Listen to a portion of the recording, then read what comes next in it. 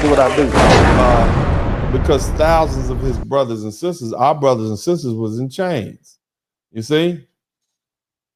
So in his mind, he turned to rebellion. He was inspired by the success of the Haitian Revolution, the promise of black sovereignty. And so what did he do? He began to organize for 2 years. He planned in secret. He spoke in code. He built allies. He leaned heavily on the support from the African Methodist Episcopal Church, which functioned as both the spiritual and a refuge and a hub for revolutionary thought. And his message was clear. We are free men. Let us show you.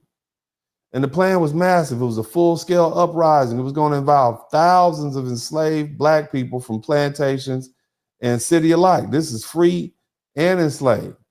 His lieutenants, he had a man named Peter Poyas, another man named Gullah Jack, also known as Jack Pritchard.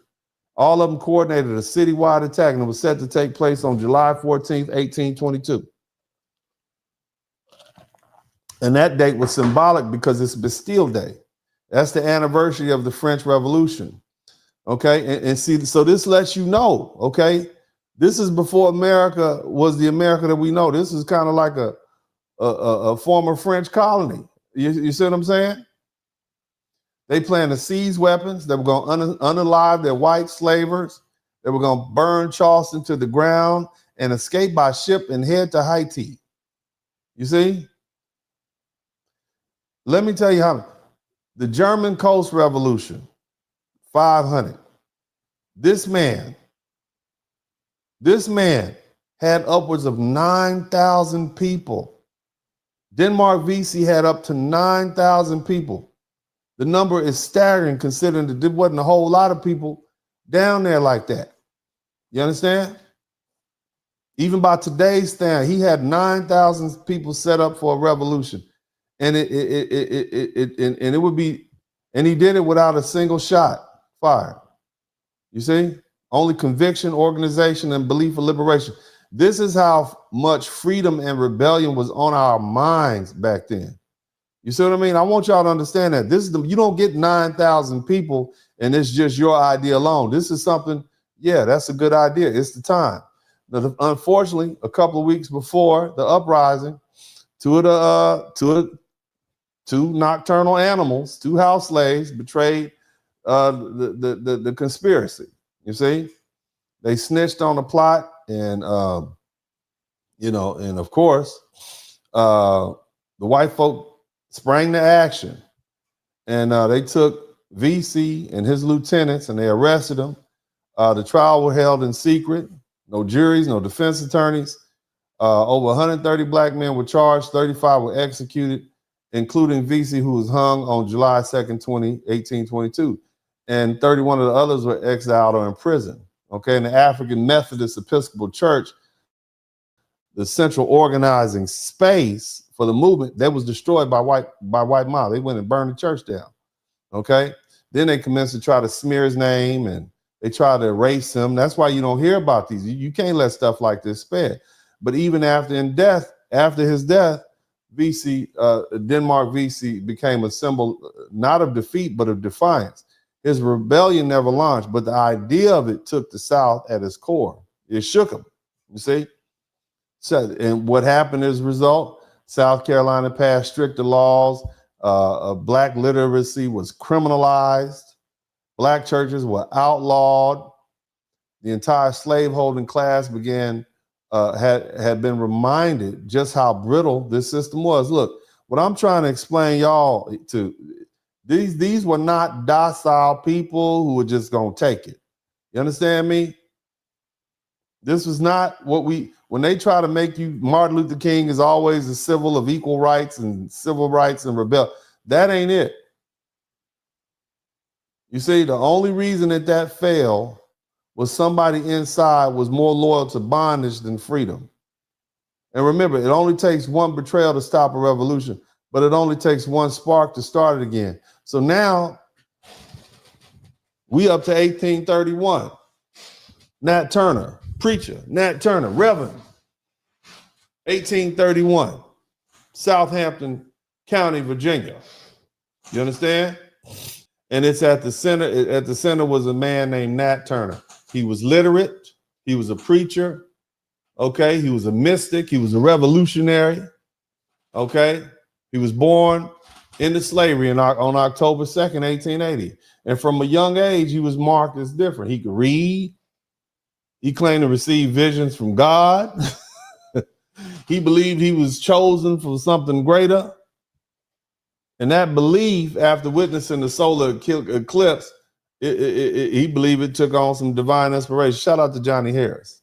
So on the night of August 21st, okay, 1831, under the cover of darkness, Turner and a small group of men, okay, only 7 at first, they gathered at Travis Plantation, where he was enslaved. They got them axes, they got hatchets, they got muskets, and they unalived Travis and his family. Can you imagine that? You at the plantation, two plantations down, and you hear the N-words, have unalived Travis, the slave owner, and his whole family. Y'all getting out of there. But where you gonna go? You can't go to New York. They rebelling there. You can't go to the Caribbean. You darn sure gonna get it there. So this is just fear. There's nowhere to go, and there's nobody coming to save you. But what they end up doing is they move from house to house. This is Nat Turner and his people. They move from house to house, plantation to plantation. They unalive all the white folk. This is 1831. See what I mean? This is 1831. My great-great-great-grandfather was born in 1850 in slavery. You see? So, I mean, this is still within, he died in 1902. So I got people who are directly connected to him. I believe my grandfather was around when he was around. Of course, you know, my grandmother was his child's child. So what I'm trying to say is this is not so far back in history. Shout out to my man, Jack. Thank you so much. But anyway, the group marched, the numbers swelled. They went from 7 to 75 black folk. And many of them were just drawn to Nat Turner's fire. And for 2 days, they tore through Virginia. They covered nearly 20 miles. They unalived 60 white men, women, and children. But this wasn't a mindless massacre. Turner ordered the poor whites. He let the poor white people go. So it wasn't just about whites. It was about killing the oppressors. The poor whites who didn't have slaves, who didn't own slaves, he spared them. So this wasn't mindless. See, it wasn't about waging war on skin color. It was targeting the slave-holding class.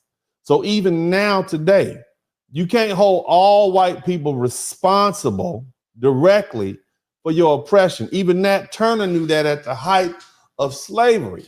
You see, it's about these greedy, lazy, slave-holding oligarchs who want to keep the poor people divided, who want to keep slavery and racism intact, and they trick the poor folk and the brown folk and the black folk into doing it for them.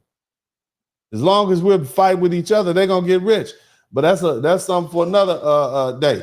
Now, word spread quick. Imagine again. Here we go again, right? So now it's August 23rd. This thing has been going on for a minute, 2 nights. You scared to death. You don't know who they're gonna get. The militia showed up. The vigilante posse showed up because they didn't have a police force. You had to gather people together. We need you to come on down here, Bob. Leave your family. Who's going to protect my family? She need to come on. We got to put this rebellion down. So literally mobs had to get together to police their own communities. Nobody was coming to help. But, you know, as you guys might know, Nat Turner was caught like 2 months later. He was tried, quote unquote, and then he was hung. Okay, and the cold part about it, if you go look for his body, it's nowhere. They flayed him, they decapitated him, they mutilated him, they put his head on a spike, they put his body in all sorts of different places. They were trying to make an example. That was the response to what happened. And they even unalive over 200 black people. Many of them were innocent, but they were killed in revenge. What's up? Welcome to the broadcast. This is Uncle D. People wash their ass in the tub, Kamala Harris. You were tuned in to Uncle D. D's Black Man Talk. Pull up, homie, take a seat. Don't be a shadow watcher every day.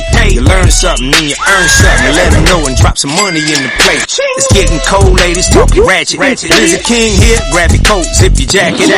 Keep quiet for a second, close your jaw. Attorney Spurling, this ain't pearly, know the law. Talking Constitution, pushing pins when he shootin', give him that. Masculinity, just for the record, sprinkle that. You can keep your cat, gotta cut it. Only cat he rubbing, gotta love it. I call it Molly Buddy. Gotta vote your interest, voting earns. Presidential, this is for the money that I earn.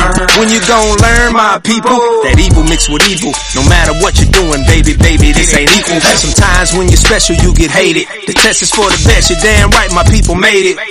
Uncle D, Blizzard King, you been served, gotta notice. Now black men out here know we winning, gotta hold it now. Uncle D, you been served, get your notice. Now black men out here know we winning, gotta hold it now. Uncle D, you been served, get your notice. Now black men out here know we winning, gotta hold it now. Uncle D, you been served, get your notice. Now black men out here know we winning, gotta hold it now. Hey man, I'll do what I do. Somebody need to whip your ass. Get up and whip him, Sweets. Hey, don't be putting the money in my hand all rough. Take your ass out here. You buy you a Flowbee and cut your own damn hair from now on.